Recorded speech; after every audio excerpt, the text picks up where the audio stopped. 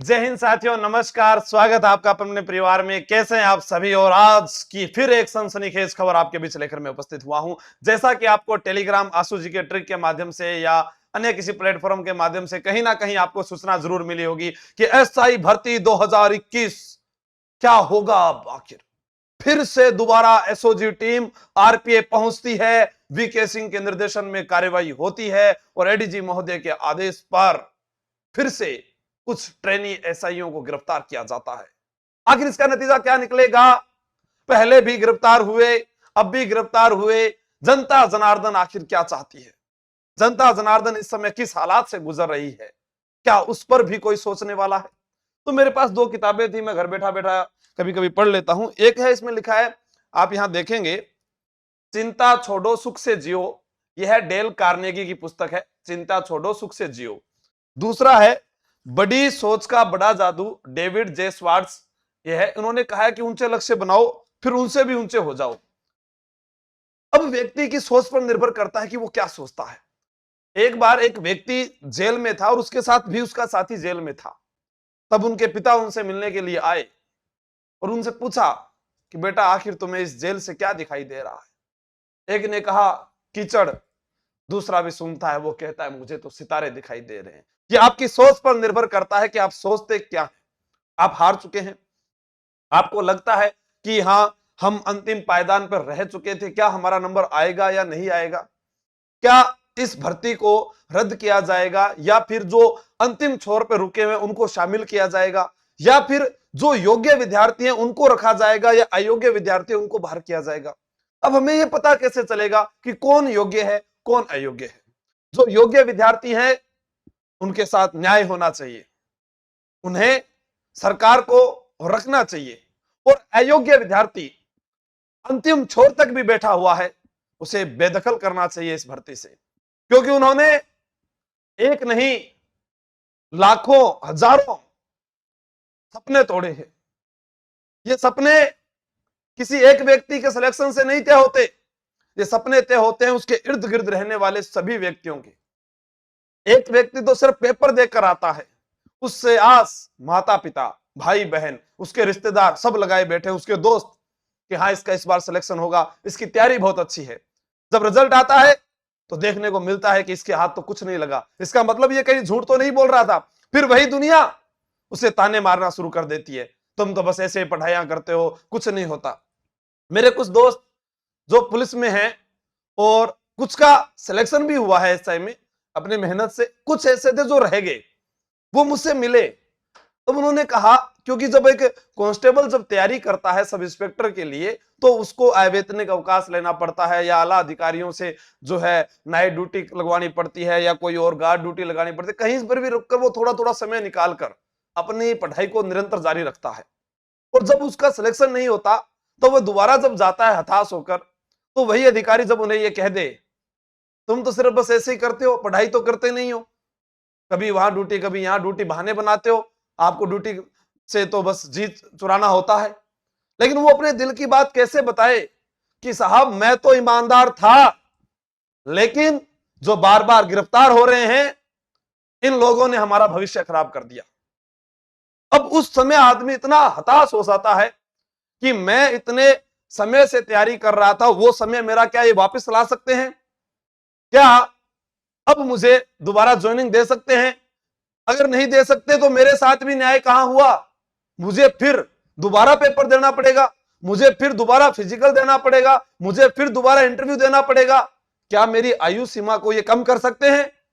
सरकार को इसमें भी फैसला लेना होगा कि जिन विद्यार्थियों ने अंतिम छोर तक जो इस भर्ती के अंदर कहीं ना कहीं इंटरव्यू देकर आए हैं, उन सभी इंटरव्यू दिए हुए विद्यार्थियों को अगर उनकी उम्र, उनकी एज जो है वह एसआई भर्ती जो नेक्स्ट आएगी उसके अंदर अगर वो पूरी हो जाती है तो उनको छूट मिलनी चाहिए कि हमारा कोई दोष नहीं था, दोष था तो इस आरपीएससी का था, जिसके कुछ व्यक्तियों ने या कुछ अन्य जो लोग थे इसमें प्रकरण में पेपर लीक में शामिल हुए और जिसके कारण आज हम रह गए। वरना उन सिपाहियों का जो सपना है वो जीवन भर अधूरा रह जाएगा। कोई अपनी नौकरी छोड़कर आया है, कोई दूसरी नौकरी से आया है, सब इंस्पेक्टर बनने का जिनका सपना था, जो योग्य हैं उन सबके कंधों पर सितारे चमकने चाहिए, लेकिन उनके सपने भी नहीं टूटने चाहिए जो कहीं ना कहीं रह गए। अब मैं बात करूं कि हम जब हताश हो जाएं तो हमें क्या रास्ता निकालना है। जब हमारे पास नींबू है तो नींबू का शरबत कैसे बनाना है वह हमें तय करना है। आज हमें पता चला यहाँ पर जो है जी न्यूज है, या मैंने आपको, आप टेलीग्राम पर नहीं है आशु जी के ट्रिक पर, तो यहाँ पर आप ज्वाइन कीजिएगा। यहाँ पर आपको रोजाना अखबार की डेली न्यूज है या क्विज के माध्यम से प्रश्नोत्तरी जो है वो रोजाना करवाई जाती है, जिसमें लिखा 13 पुरुष हैं, 2 महिलाएं हैं और अन्य भी कोई गिरफ्तार होंगे। ये आधी आधी जानकारी हमारे तक पहुंचती है, लेकिन उसमें लिखा हुआ था कि आज शाम को बड़ा खुलासा होगा। खुलासा यही है कि जो गिरफ्तार होते रहेंगे उनके बारे में हमें पता चलता रहेगा, और शकीय आधार पर, मोबाइल सूचना के आधार पर सूचना तंत्र जो फैला हुआ है, सिर्फ जनता के सहयोग से ही पुलिस इन तक पहुंच सकती है। वरना 2 साल पहले उनके पास अगर उनकी मोबाइल चैट थी तो उन्होंने मोबाइल बदल लिए होंगे, उनके पास सिम थी तो नंबर बदल लिए होंगे, उन्होंने भी थोड़ा बहुत तो कहीं ना कहीं ऐसा अपने बचाव का कहीं ना कहीं तो कुछ रखा होगा। बस कुछ एक दो जो है गलतियों से वो सारे के सारे लपेटे में आ सकते हैं। अब यहां पर बात आती है, जो नई हमारे पास मुद्दा था वो था आरएस में एसआई भर्ती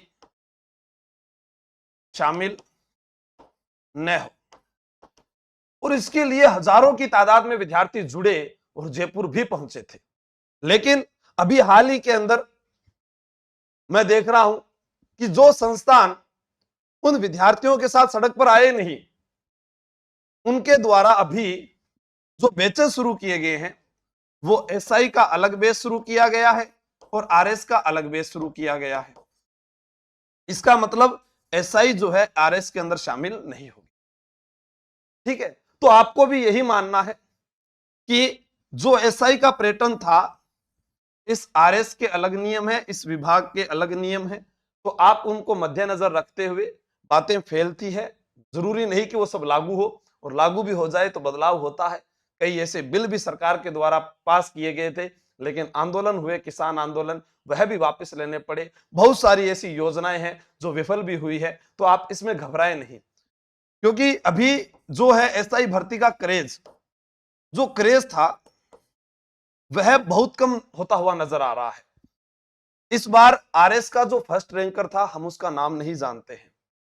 हमने एसआई का जो फर्स्ट रैंकर था उसके गिरफ्तार होने के बाद उसका नाम जाना है, क्योंकि एक जो ललक होती थी वो हमारी कम होती जा रही है। ये सिर्फ हुआ किस कारण? पेपर लीक के कारण। कुछ तो कोरोना मार गया, क्योंकि कोरोना के बाद में जो सीधा डिग्री लेकर पास होकर आए हैं उन्हें तो अभी तक असली महत्व ही नजर नहीं आ रहा है कि हम तैयारी सीईटी को भी हल्के में ले रखा है कि जैसे हम पास होकर आगे आगे भी पास हो जाएंगे। तो अभी जो है इस कंपटीशन के दौर में एक भयावह स्थिति जो है वो भी बनी हुई है कि हम आखिर करें क्या, इधर जाएं, कौन सी भर्तियों में जाए। कभी किस सरकार के ऊपर जो है ताना कसा जाता है, कभी किस पर जो है ताना मारा जाता है कि आपके समय इतने लीक हुए, उसके समय लीक हुए। पेपर हर सरकार के समय कहीं ना कहीं तो लीक होते हुए आए हैं, जहां पर कोई विपक्ष पार्टी हो चाहे पक्ष पार्टी हो, हर जगह हुआ है।